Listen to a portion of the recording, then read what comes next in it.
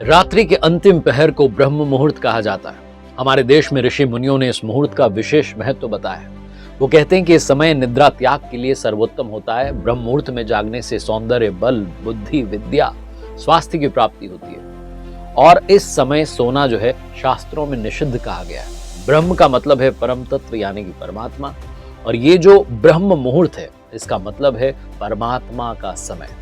ब्रह्म मुहूर्त में अगर कोई निद्रा ले रहा है तो वो अपने ही पुण्यों का नाश कर रहा है। सिख धर्म में समय के लिए बहुत ही सुंदर नाम है अमृत वेला, जो अपने आप में समय का महत्व बताता है। प्रभु की भक्ति के लिए भी ब्रह्म मुहूर्त को ही सर्वश्रेष्ठ कहा गया है। इस वीडियो में हम बात करेंगे ब्रह्म मुहूर्त में जागने के फायदे क्या हैं, कैसे आप जाग सकते हैं और जागने के बाद क्या आपको करना है और क्या नहीं करना है।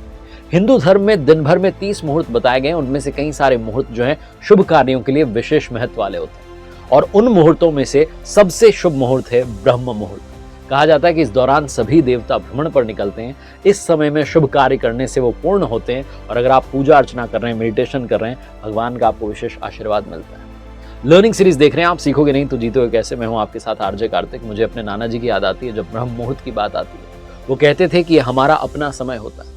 वो कहते थे कि सुबह से रात तक हम दुनिया की जो काम है, दुनिया की जो डिमांड है उसको फुलफिल कर रहे होते हैं, लेकिन ये जो स्वयं का समय होता है ये ब्रह्म मुहूर्त का होता है। इस वक्त आपके पास ऊर्जा बहुत ज्यादा होती है, आप जागरूक होते हैं, तरोताजा होते हैं और आप अपने अंदर झांक कर देख सकते हैं। हर सुबह मेरे नाना जी ब्रह्म मुहूर्त में जाग जाया करते थे और लंबी सैर पर जाते वापस आकर के कहते थे कि वाह क्या आनंद वाली सुबह। जब हम ननिहाल में होते थे तो नाना जी बार बार इस ब्रह्म मुहूर्त के महत्व को समझाते थे। अगर बात करें अष्टांग हृदय की तो आयुर्वेद में ग्रंथ में लिखा हुआ है कि ब्रह्म मुहूर्त में जागने से किसी की भी उम्र हो बढ़ जाती है और उसे बीमारियों से बचने में मदद मिलती है। ब्रह्म मुहूर्त में जागने के जो रिसर्च बेस्ड बेनिफिट्स हैं, शोध जो हुआ है उस पर मैं आपको बताता हूँ। International journal of yoga and allied sciences जो है वो बताती है कि भोर अवधि के दौरान, पूर्व भोर अवधि के दौरान अगर कोई जागता है तो वातावरण में नवजात ऑक्सीजन अवेलेबल होती है। ये जो नवजात ऑक्सीजन होती है ये आसानी से हीमोग्लोबिन के साथ मिलकर के ऑक्सी हीमोग्लोबिन बनाती है। इम्यून सिस्टम आपका मजबूत करती है, आपका एनर्जी का लेवल जो उसको बूस्ट करती है। तो अब सबसे बड़े मुद्दे की बात आती है कि कैसे जगा जाए सुबह ब्रह्म मुहूर्त में। सुबह जल्दी जागने की आदत कैसे आप अपने अंदर लेकर आए।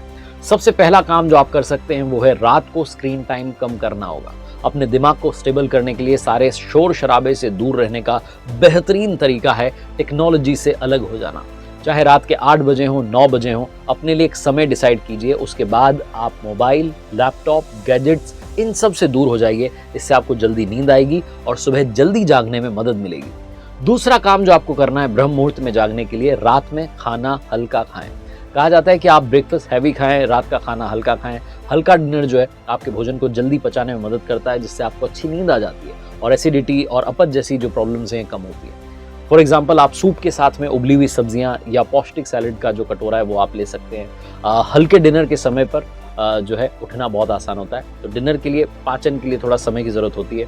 तो अगर आप हल्का खाएंगे जल्दी पच जाएगा, फिर आपको जो नींद लेनी है वो प्रॉपर आ जाएगी। तीसरा काम जो आप कर सकते हैं वो है एक मॉर्निंग रूटीन बनाइए। अगर वाकई में आप जागना चाहते हैं तो सबसे बड़ा काम ये है कि आपके पास में कारण होना चाहिए कि सुबह जागने के बाद में करना क्या है। अगर आपने एक मॉर्निंग रूटीन बना लिया, जिसके बारे में हम आगे इस वीडियो में बात करने वाले हैं, तो आपके लिए हर सुबह जागना आसान हो जाएगा। चौथा काम जो आपको करना है, कमरे में सुबह सुबह तेज रोशनी आ जाए इसकी व्यवस्था कीजिए। अगर आप 8 बजे 9 बजे जगते हैं तो आप कोशिश कीजिए कि आपके कमरे में खिड़की खुली रहे ताकि तेज रोशनी आए, आपके फेस पर जो है सूर्य की किरणें पड़े और उसके बाद अपने आप आपके दिन की शुरुआत हो जाए। तो 15 मिनट 20 मिनट पहले जागना शुरू कीजिए और धीरे धीरे अपने रूटीन को ब्रह्म मुहूर्त तक लेकर के आइए। पांचवा काम जो आपको करना है, बहुत सारे लोग मंडे टू सैटरडे तो ये रूटीन फॉलो कर लेते हैं या मंडे टू फ्राइडे जो वर्किंग डेज है उनमें तो फॉलो कर लेते हैं, वीकेंड पर ये जो रूटीन है फॉलो नहीं करते। वीकेंड पर भी आपको उसी समय पर जागना है जिस समय पर आप बाकी के वर्किंग डेज में जाग रहे थे। अगर आप ऐसा करेंगे तो आपकी बॉडी को हैबिट हो जाएगी सुबह जल्दी जागने की। अब बात करते हैं कि समय में आप क्या कर सकते हैं। हमारे पूर्वजों को लगा कि ब्रह्म मुहूर्त जो है ये स्वयं को संतुलित करने में मदद करेगा और इसीलिए उन्होंने इसके महत्व के बारे में बहुत विस्तार में हमें बताया। हमारे ग्रंथ हमें सलाह देते हैं कि क्या करना चाहिए ब्रह्म मुहूर्त में। पहला कार्य जो करना चाहिए वो है ध्यान कीजिए, मेडिटेशन कीजिए। ध्यान जो है खुद से मिलने का बेहतरीन तरीका है। जब बाकी की दुनिया सो रही है तो ध्यान करने का बेहतरीन समय यही है जब आपकी सजगता का स्तर सर्वोच्च स्तर पर हो और आप ध्यान में डूब पाएं। दूसरा काम जो आप ब्रह्म मुहूर्त में कर सकते हैं, अष्टांग हृदय कहता है कि आप ब्रह्म मुहूर्त जो है आध्यात्मिक ज्ञान के लिए, ज्ञान का अनुभव करने के लिए सबसे उपयुक्त समय है। तो आप ज्ञान जो है उसका वर्धन कर सकते हैं, आप शास्त्र पढ़ सकते हैं।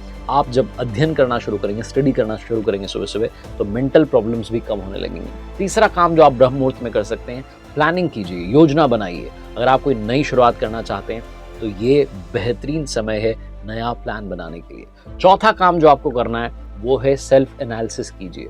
पिछले दिन आपने क्या किया, किस तरीके की नेगेटिव इमोशंस थे, ईर्ष्या आई, लालच आया, क्रोध, काम, ये सारे विकार आए, इनको किस तरीके से आप छोड़ सकते हैं, आज के दिन में क्या बेहतर कर सकते हैं, उसके लिए खुद को एनालाइज कीजिए। और पांचवा काम जो आपको करना है, अपने माता पिता को प्रणाम कीजिए, गुरुओं को, भगवान जी को याद कीजिए।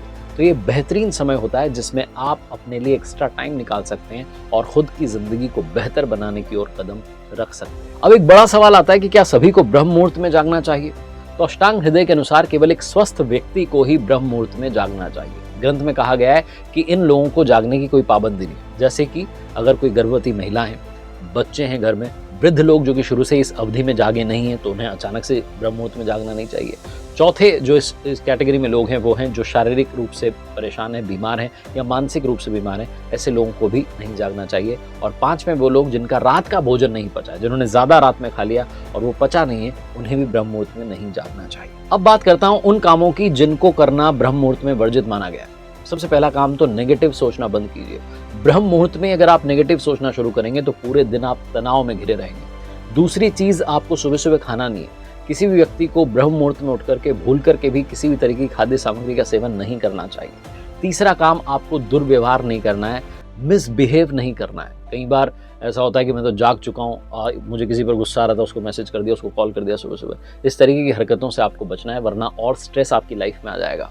धार्मिक शास्त्रों के अनुसार ब्रह्म मुहूर्त में आपको इन सारी चीज़ों का ख्याल रखना है और इन पर विचार करना है कि आप नकारात्मकता से दूर रहें, दुर्व्यवहार से दूर रहें और ध्यान में, ज्ञान में, अध्ययन में अपना समय लगाएं, सेहत बनाने पर अपना समय लगाएं, मॉर्निंग वॉक पर जाएं, तभी आप इस ब्रह्म मुहूर्त का सही फायदा उठा पाएं।